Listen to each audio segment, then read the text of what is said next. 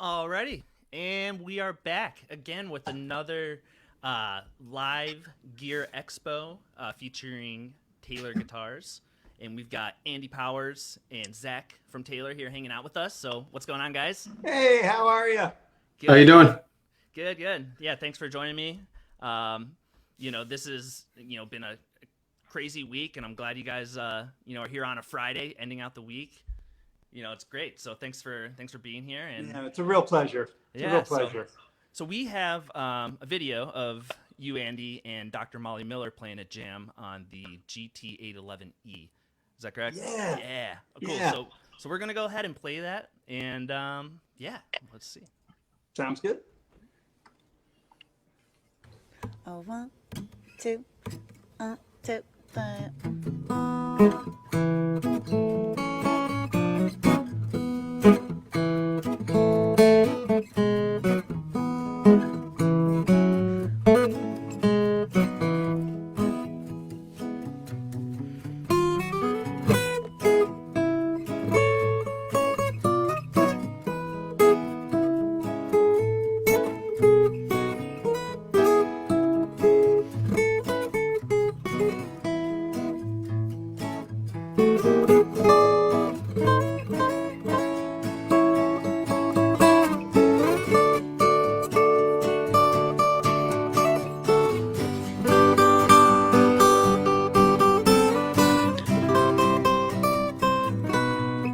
Huh.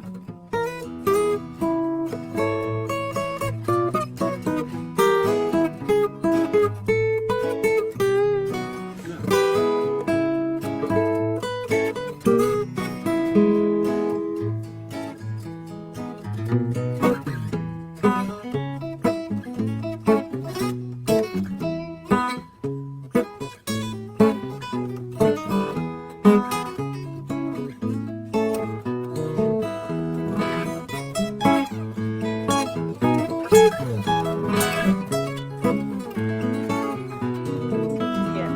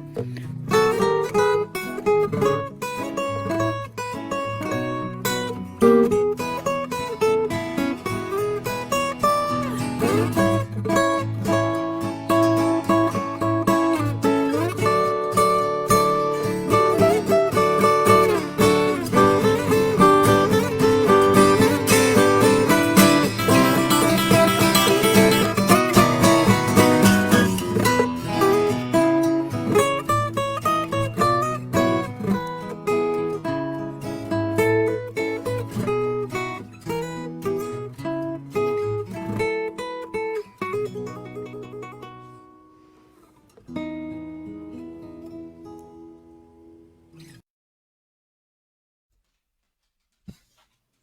Man, it doesn't get much better than that. Oh, I love it's so fun. it. Yeah. So how was that? Jamming and just playing some guitar with another human being.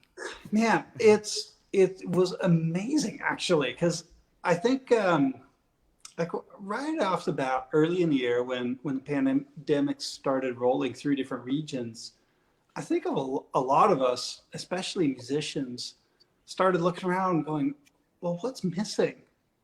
And then you realize, well, your musical community is missing. Like the whole thing is gone, right? Because Yeah. playing music is inherently it's a social thing. It's a relationship between musicians and the sounds that their instruments are making. And when you realize what's gone, I kept thinking to myself, put it back. You took it away. No, bring that back. I want that part back. Yeah. And so it was really fun to get to sit down with another musician, especially a really good player. Molly is such a strong musician in so many different styles. That was a real treat to go, man, I'm good with whatever. You call tunes, I am happy just to get to play with another musician. Yeah. So that's a lot of fun. Awesome.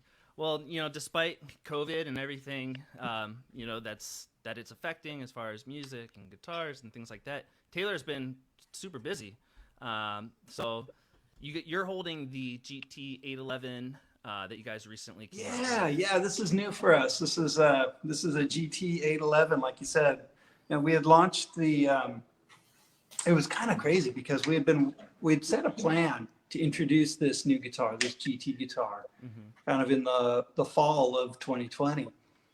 And when March rolled around and our area started becoming heavily impacted by COVID, we were afraid that we had to put all our plans on hold and all kinds of things. And we were able to keep working through developing the tooling and whatnot because we were deploying everything that we could think of. Guys were working in their home shops, a lot of us, because a lot of us do have workshops built out in our houses and things like that. So we're all doing everything that we could to continue moving forward because on one hand, we know we wanted to do it and we're excited to do it, but it felt like there was so much normalcy in being able to do the work that you love and continue with that to go, man, this work is probably the only thing keeping us all sane and together right now. Yep. Like, let's just keep going. Let's keep going. We have to just keep moving forward. So we were thrilled to get to introduce those guitars in the fall. And now we're excited to introduce other variants within that same kind of platform into our guitar lineup. Because over the years, as I was developing what became the GT guitar, I had tried a lot of different tone wood pairings, the classic spruce rosewood pairing, all Alcoa versions. And it was a really exciting thing to work with because the basic design responds so well with such a wide variety of voices and styles. It's a pretty dramatic thing to line them all up and hear them all and hear how different they are. Yeah. So when you made the final decisions in what wood and tone woods to use, is that something that you knew right away when you heard it, or is it, or did you kind of contemplate between a couple different ones for a while, or narrow it down, or? It becomes a question of which do you do first. Now, so when I had first started thinking about the GT design some years ago, I was considering how it would work with a pretty wide variety of different tone woods. So you go, oh, well, how mentally you try it on for size to go, oh, what would this be like with this, knowing what you know about Koa? What would it be like with rosewood? What would it be like with mahogany or with the urban ash?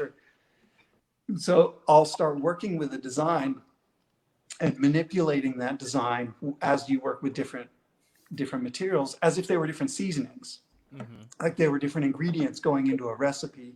And you make some tweaks, you change the design a little bit and see what feels good, what feels right, and see how it's going to work. See if your ideas were confirmed or if it informed something new, a new direction that you wanted to take something in. And so right up front, I knew I wanted to build a spruce and rosewood version. I knew I wanted to do spruce and urban ash. I knew I wanted to do all Koa. And it really becomes a choice of, well, which do you do first?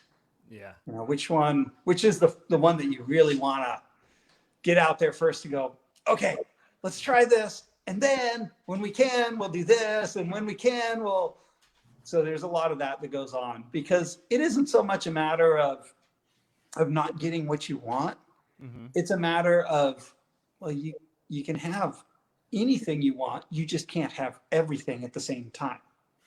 Exactly. You can't make them all. You can't play all the guitars at the same time. You got to choose one. So Which Yep. do you choose first? Yeah. So it's a process that kind of feels a little like that. Yeah, that's interesting. So, it looks like you're in a workshop at your home. Yeah, I'm actually at my home workshop today. That's awesome. So, how Yeah. often do you, probably now more than ever, but even pre-COVID, did you find more inspiration at home, or like where do you work best? I guess Well, to it kind of get the inspiration for the designs. well, the inspiration will come from just about anywhere. Yeah. I mean, a lot of times I do my best thinking when I'm out in the ocean. I'm a big ocean enthusiast, so I do a lot of distance prone paddling, and of course a lot of surfing, kayaking, all those kinds of things. And so I take a lot of inspiration there. But when it comes down to actually making something, I have a workshop that I've built out kind of in the old barn behind my house. Uh huh. And as well on our Taylor campus, I have a shop built out there. And if you've ever been through our factory or could see the inside of it, it's like the most technologically advanced guitar making factory anywhere. You know, we're using lasers to cut parts. We're using robots to spray finishes and polish things and assemble pickups and all kinds of stuff. But you can't get to those high level cutting edge tools without knowing what you want the tools to do, right? It's not like we have a machine that builds guitars and we, you know, pull up some buttons and, you know, Photoshop a guitar together and Yep. say, okay, push this button and a guitar will spit out. That's not really how it works. It's I kind of like wish it 811 did, E. but, There.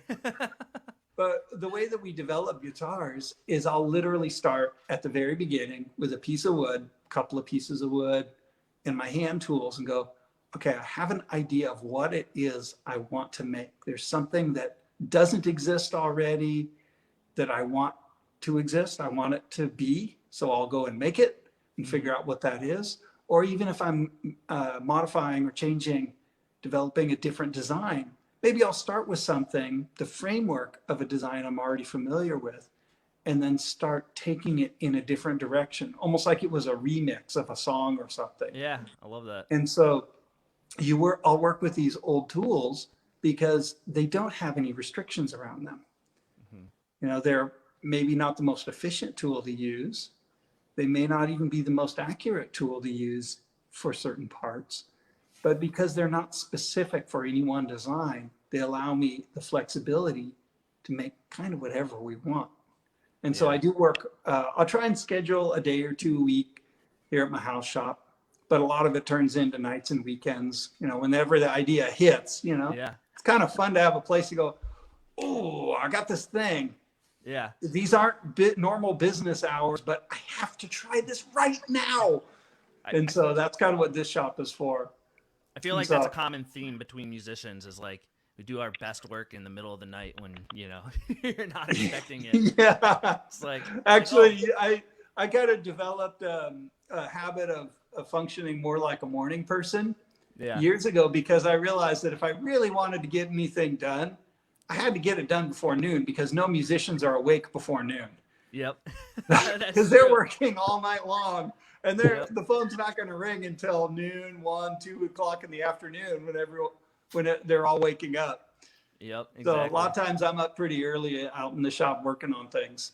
Nice. Yeah, it's nice you can, you know, build that routine and, you know, go to the, you know, the barn or go to the campus or, you know, you have the resources there to, you know, be creative, but not only creative, but also, you know, innovative and you know, precise. So I want to come out to Taylor so badly. I haven't had the opportunity yet, but you guys are in San Diego where it's, you know, what's the weather like there today? Like 71 and sunny? Well, it was yesterday. It was probably mid 70s and pretty sunny. It's been really nice for the last couple of weeks. The surf has been amazing. It's been Nice. like eye-opening, amazingly good. Yesterday, the weather started shifting. Today, it's cold. It's probably down into the high 60s, mid 60s. That's perfect. So it's a little, you know, for us, it's like scarf weather. But I realize Yeah. in most of the rest of the world, that's not really true. yeah. You know, Hey, mid 60s is kind of like a nice balmy spring afternoon. I would be in For us, shorts it's and a considered tank cold. top. Yeah, if you want to come visit Chicago right now, I think it's like 16 degrees. It's really good coffee drinking weather. That is true. It's good That is coffee true. drinking weather. And it kind of does make you want to hole up inside in a studio and write some music. So, Absolutely. you got that going for you. Exactly. So, I mean, it's nice when I do these streams. I'm wearing flip-flops right now, so I'm kind of in the San Diego Yeah, spirit. you're basically in San Diego already. Yeah, it's 71 degrees in my apartment, so life is what you make it. If I want to pretend I'm in San Diego, I'll be in San Diego. So It's really true. It's really true. And it's one of the fun things that I've seen, especially over this last year. So many people, like untold numbers of people, are turning toward making music for themselves. They're turning toward making artwork for themselves, all kinds of really healthy outlets, all kinds of healthy activities that allow them to transport themselves into a different place or make sense of what they see going on around them. totally. And so that's been pretty fun to see. Go, man, I get it. You're stuck inside. You're in Chicago, and it's very, very cold. It's freezing isn't appropriate because it's below freezing, Mm-hmm. And yet, hey, you could pick up this guitar. You really want to be in Hawaii, learn a couple of slack key Hawaiian songs, Yep. and you're just about there. Exactly. Go to And Home so- Depot and buy a palm tree. Yeah, You're good to go. it's really fun. It feels almost like how many musicians have you talked to? And so many people say, well, I got into playing guitar when I saw the Beatles play on Ed Sullivan in 1964. Oh yeah. Okay, well, I think that the year 2020 will prove to be like this touchstone moment where so many people said, well, when a time when we were all forced to stay put, we looked for other avenues. And so I took up guitar, or I was reintroduced to guitar. It was something I used to love and then quit for years and came back into it, or I took it up afresh. And it became this new outpouring of musical creativity. So that's been pretty Totally. special to watch go on all Yeah. over the place this year. I've been thinking, I'm like, man, when we come out of this and live music starts and bands get into the studio again and doing all these things, like we're gonna have an art renaissance, Yeah, Totally. it feels like the makings of a new renaissance. So I'm super stoked. But and like you said, people picking up guitar and learning new things. I feel like you guys do that really well with your range of different series and models of guitars. I know I picked up an Academy series and absolutely love it. Like it's incredible. I just can pick it up and play it when I'm sitting on my bed or bring it into a different room. It goes everywhere with me. So. You know what? One of our real deep held beliefs is that everybody should be playing music. It's like, another way to say it is, it's way too important to leave up to professionals. Mm-hmm. Right? I like that. It's too big a part of a person's life to just ignore it and say, oh, well, I'm never going to make a living at that, so I'm not going to do it. Absolutely not. That in no way, shape, or form is that should be. It doesn't matter whether you're going to make a living at playing music. You should be playing music because you enjoy it, because it's something you want to incorporate into your lifestyle. So we've always wanted to build instruments, and we've tried to incorporate instruments throughout our lineup that offer a musician, a recreational musician, a total novice, or a complete veteran, a total pro player. We want to provide a great musical experience for every player, and players, no matter what their ability levels, they come in all different shapes and forms, and some have means that are beyond others. Mm-hmm. And just because of that, I don't think that only the person who has really deep pockets should be playing a good guitar. You look at one of those Academy Series guitars, I'm proud of that guitar. Yeah. I'm proud of what those offer. Those are seriously professional grade instruments that are well within the means of a lot of entry level players. Totally. I've seen some players do amazing things, especially with that the Academy nylon string guitar. Those are so rewarding to play. They're super fun. Yeah. I've heard some of Nashville's best studio players using those in sessions because it fits the way that they want to use the guitar. It's like, that's incredible. It's Yeah. wonderful. It's wonderful to see, and it feels so gratifying to get to contribute to that and contribute even a baby Taylor to somebody's musical Yeah. lifestyle. It's just a wonderful experience. That's super cool. I think I heard you say one time in a video that your go-to guitar is the one you're holding. Yeah, it's true. It's very true.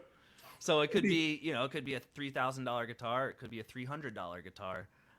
Yeah. I think every guitar has a story in it, and like you said, they're fun. They're fun to play, Yeah, and the different sounds, they have different purposes. Like I was talking to a friend this morning, and I compared the sounds that come out of guitars to the colors on a like a painter's palette, right? Mm-hmm. So you got this palette in your hand. I love the color blue. Yeah. I love its coolness. It's that just bluishness of that color. Mm-hmm. And I love the color red and that warm, vibrant energy that you see in red. And it's just so red. Yeah. And I don't ever look at red and think, I wish you were bluer. Yeah. It doesn't make sense. Yeah. Like you need all the flavors. You appreciate them for what they are, because together, the different voicings, the different styles, the way it draws a different thing from a player, the hand feel, the string tension, the look of it, all of the things that go into that musical experience, they're all valid. They all matter, and they can contribute to a musician's lifestyle in a really wonderful way. Totally. Yeah, I love that. So, when did you start building guitars, Andy? I was a kid. I Yeah. started building. Well, technically, I started my first guitar when I was 7 or 8 years old. Wow. It did not work. It broke. And to be totally brutally honest, it wasn't really a guitar. It was a guitar-shaped object. I've seen other novice builders or first-time guitar makers, and their first guitars were way better than mine. Mine did not work. It broke into a million pieces. And so my first one broke, and I tried building another. That one broke. Third one held together for a little while, and then it broke. My parents have the pieces of some of those experiments. I was going to ask you. I was like, I The hope you way have some of parents these. keep scrapbooks from their children. Yeah. And so I've always been building guitars and playing them because it's what I loved. And then somewhere along the way, I realized, never really thought of this as a job, but I've been in business for 10 years. I guess this is kind of like a job. Yeah. Except there you go. it's more like something that I do in place of a job. Because I just really love doing this. I love, coming into the shop and cutting and gluing wood and making something cool out of it. And then I get to play some songs on it. I can't think of anything better. Yeah. I love it. So I've been doing this for, I guess about 30-ish years now. There you go. 3 decades strong. Yeah, and I'm super fortunate to be this far in and still have a working lifetime ahead of me, because it's like playing music. The further you go into it, the more things you discover that you could try. It's like this never-ending well that you get to draw from, that you get into something and you just take more and more and more from it, and it spawns fresh ideas, new inspiration, new things that you could try that you've never tried before. Mm-hmm. It feels never-ending. Yeah, I was going to ask you with 30 years building guitars, I'm sure you've dabbled with almost everything, but are you still being surprised by certain things that you're experimenting with or trying? Or? Daily. Yeah. Daily. One of my real, call it guitar love languages, is the archtop guitar. I love archtop guitars. Mm-hmm. And I love flat top guitars, and I love nylon string guitars, and I love electric guitars, and I love mandolins, and I love ukuleles, and it's like it comes in every form, because it's just such a, there's so many different ways you could go. Mm-hmm. It's like a different type of expression for all these different contexts, and they're all exciting. They're all enjoyable. and not one of them has ever reached its, call it, final form. Mm-hmm. They're all ripe fields, ready to explore. So how do you know when you're done with a guitar? Much like music, as like a songwriter, it's hard to be like, is this song done, or do I need more? Do I need another part? You know, Yeah. is that similar with your guitar building as well? Yes, there are days when it feels like it's never done, and then someone just finally comes and takes it away. You're like, okay, I guess it's You done. know, there are times like that, but really, you do get a sense of knowing that's done, and Yeah. it's done when it couldn't be made any better by adding more or taking anything more away. That's when you know it's right. There you go. That's a good rule. So you get to this point where a guitar is really a subtractive process. Like you start by taking a big piece of wood and you make big cuts off it. You make these big bold moves, almost like a painter taking a big wide brush and making a wash over a canvas as a backdrop. So Mm-hmm. you make all these big moves and you slowly inch up on this final form, and the picture of a guitar becomes clearer and clearer and clearer as you get close to the end. And then finally you put strings on it and you tune it up, you get it set up, you get everything kind of just right, and then you go, just step back. It's done. It's like you Yeah. basically just stop touching it and you go, okay, now it's crossed over. It's not a guitar in process. It's a done instrument for somebody to play. Perfect. I love that. And then is there ever a guitar that you finished and it's been out, it's a model you guys sell, but then you're like, man, I really wish I could have done this with that, but then you apply that to like a new design or anything like that? Yeah, sometimes that's how, sometimes in fact, you'll notice that we do update our designs from time to Mm-hmm. time. Sometimes we talk about those updates. Sometimes we just do them, and that's for us to know. Mm-hmm. Because there are times we'll see a design and go, that was really good. I really like that. But in the time that we finished that design and started producing it until now, we developed the ability to do this or do that. A really good example from this past year on our 800 series guitars, kind of the flagship of our line, we adopted a style of armrest that we call the radius armrest. Mm-hmm. We adopted that across our standard 800 series guitars. Now, when I had first redesigned that instrument from the ground up, it had everything from the internal architecture to the cosmetic details, the finish, the glue, even the strings. I mean, Mm-hmm. we designed on purpose everything that went into the guitar. And we loved them. Players loved them. And a few years go by, and I was looking at that, I think we could develop the tooling to incorporate a more comfortable armrest style for this guitar. The way that this design works, the way these cosmetic attributes work, we think we could do this. And so we designed what at the time we had called the 800 Deluxe series guitars that had Goto tuners and this really cool armrest. And we had to do it as a kind of a special model or a special series for a while because frankly it was hard. I mean, Yeah. there's some ultra tricky woodworking that goes into that. I bet.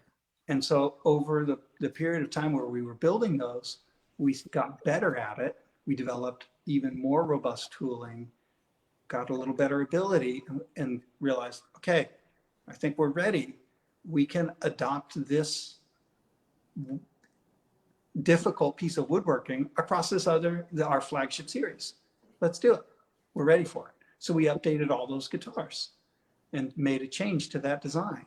Yeah, I love that design with the beveled kind of armrest area.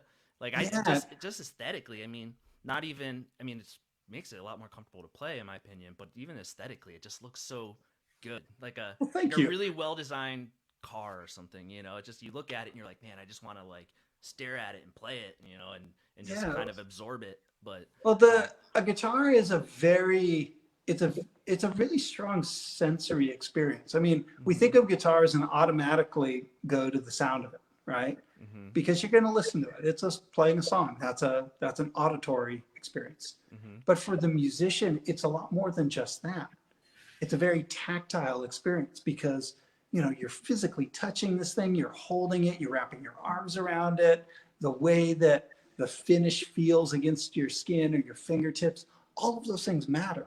I mean, even I know I'm not the only person to pick up an acoustic guitar and immediately put their nose to the sound hole and Oh, take yeah. a breath to see, Oh, yeah. go, what does this one smell like? It's like there's some, it feels like spice, like being a spice trader or something. I Yeah. mean, some of these woods that we work with are so unbelievably unique in their textures and their aromas. It's a beautiful experience. There's So nothing better than walking into a guitar factory or a guitar shop and just smelling that wood yeah, smell. you smell like the mix of spruce and its kind of piney sharpness, and then you smell the real almost cinnamony, like Yeah. nutmeg cinnamon aroma of rosewood. It's like, wow, this is quite a mix. Yeah. Pretty It's funny. special experience. You guys being from California, I almost get the same vibe as like when people taste wine, you know, and they can kind of, you know, obviously grapes aren't going to taste like cinnamon because it's not cinnamon, but sometimes you can get those hints in different. Yeah, you know, you get little flavors bits and whatnot. pieces of different things. That's, I mean, sounds are that way too. It's like Yeah. a lot of times people treat sounds like it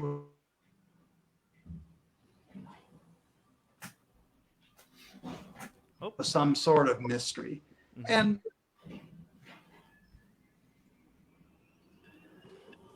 I think we crashed. Lost you, Andy. Let's see here. I'm still here, but let me see if we can come back to it. Sorry for that. It's all good. Not sure quite what happened there. I'm new to this platform, so I'm looking for the buttons to push. Can you hear me? Yeah, we can hear you just fine. Okay, so we can hear, but we can't see. Let's see here. Is that something you can work on from your side? I'm trying to poke at the possibly. buttons on the screen and see what happens. If Let me you try that one. maybe try reloading the page there.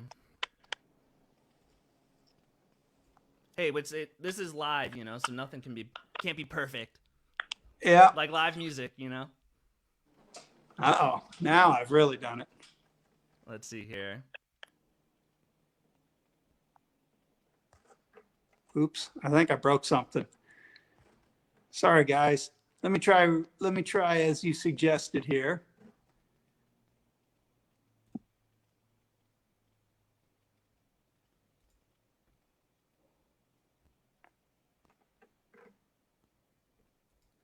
Are we back? We don't have you back, but we got your voice on here, Andy. If you All want, right. you know, I'll go ahead and I wanted to ask you real quick about Taylor recently becoming fully employee owned. Oh, Hey, there we smart. go. Hey, Are we back? You're back. Hey, it worked. Great. Sorry for the Did we interruption. lose Zach? Maybe, but We'll see if he comes back. We'll pop him back in. sounds great. So yes, we did recently become employee owned. That was one of the most exciting things that we've ever accomplished. It's a project that we've been working on actually for about 7 years now. Okay. So it's been a pretty long, arduous process to get to this point. But I guess the bottom line is the reason it's so exciting is both that we get to share Taylor guitars with our employees for their benefit, but mostly because it signals a continuation of our ethos, of our philosophy, our purposes, the very thing that we set out to do, which is build great instruments and put them in the hands of musicians. That gets to be our chief focus past our own lifespans. Totally. You know, so Bob and Kurt founded this company, and for the last 46 years have driven it forward. And I came in to continue doing that over my working lifetime as a guitar builder and owner of Taylor Guitars. But now that we get to transition this ownership to our employees, it means that Taylor gets to remain independent. You know, we essentially remain guitar builders driven by guitar making at our core, past Bob and Kurt's lifespan, past my lifespan, past the lifespans of the people who are working with us already into the future, so that we get to continue focusing on the thing that we feel is most important, which is building great instruments, putting them into the hands of musicians, and doing as much good as we can for our forests, for our musical communities, and all around us. I love that. That's awesome. I can imagine that those 7 years were, quite the process. How did it feel like when it became official? And Oh, man, that was crazy. It was like if you've ever gone through like a pretty big legal challenge, whether maybe you were buying a car or buying a house or something like that, it's intimidating to see like these mountains of paperwork, that stretch to the ceiling, and go, wow, there's a lot here. And this was that same kind of feeling, but brought to for me, a way new level, because I'm a guitar maker, I'm a woodworker, I'm a musician. That's I can understand things, I can learn about things, but I spend most of my time building and playing instruments, so it's a very different world to be participating in. And we had set a time frame of what we were working toward. And early in 2020, when we became so interrupted, it was a real concern, because we had thought, wow, we may not be able to do this. We might not be able to follow through with our plans. And despite everything that went on, we were able to stay on track and actually execute this big project. And so it felt like even more of a treasure to get to share with all of our employees a couple of weeks ago at the start of 2021, having 2020 as the backdrop to go, wow, here is a fresh new day. This is amazing. Yeah, I was going to say, because it's like, 2020 put a huge pause on a lot of people and a lot of companies. And I know it's been really tough for, a lot of companies to kind of just keep afloat. And it seems like you guys have really kind of, thought of new ways to, basically keep running your company. So, we're trying, but I'll tell you, it was a challenge that none of us had ever really seen coming, and probably a challenge that was bigger than anything we had anticipated. We have a great team of folks that I get to work with, and I'm very, very grateful with them, all the way from Bob and Kurt or our founders, to the executives that I work with, to our manufacturing staff. Everyone throughout the Taylor Guitars organization, in Tecate, in El Cajon, in Amsterdam, where we have our European offices and repair shops. All over the world, this is an amazing group of people to get to work with.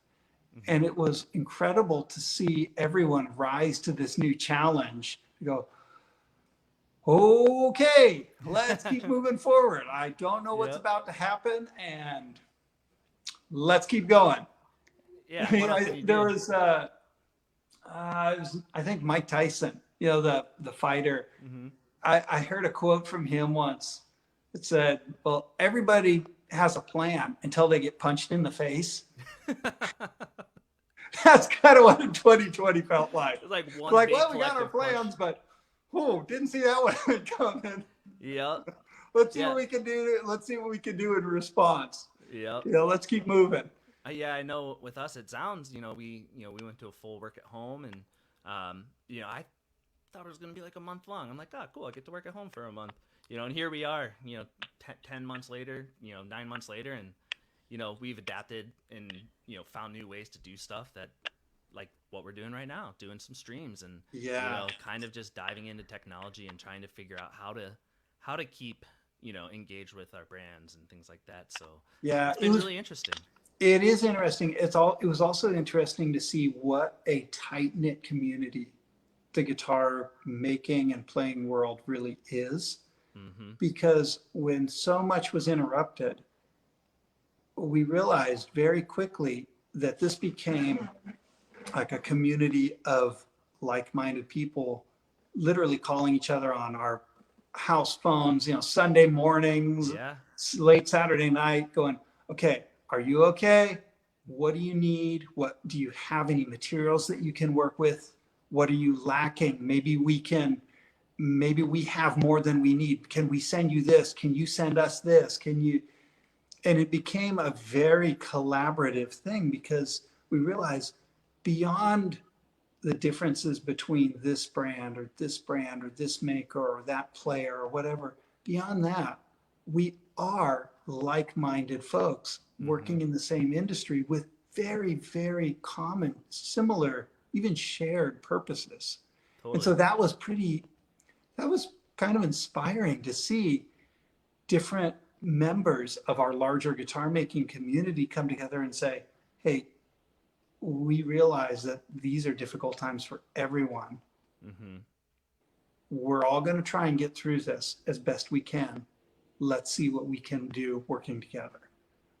Totally. In fact, we had put together a project kind of in a more, it was more of a performance oriented thing, but early on we started putting together a song. The members of our marketing team, Jay Parkin, was working with one of our artists, a fellow named Keith Goodwin, great songwriter. He's in a band called Good Old War, Okay. the Yeah. Philadelphia-based band. 100%. And so they wrote a song together and then started passing it around as if it was like a chain letter, if you remember what that was. And so it started circulating through a lot of different musicians, through different studios, through different home studios all over the world, with musicians adding a chorus, a verse, a track, an instrumental part, or whatever.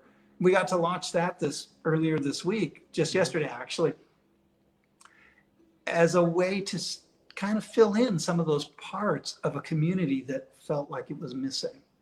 Yeah, I mean, because like you said at the beginning, I mean, that's what we're missing is this community with these things. So I think it's Yeah. awesome that you guys are really focusing on bringing that community back in a different way. I mean, it's not easy to do. So It's not easy, but it is necessary. totally. Well, Andy, really appreciate your time and just talking to us about your career and your processes and the 811.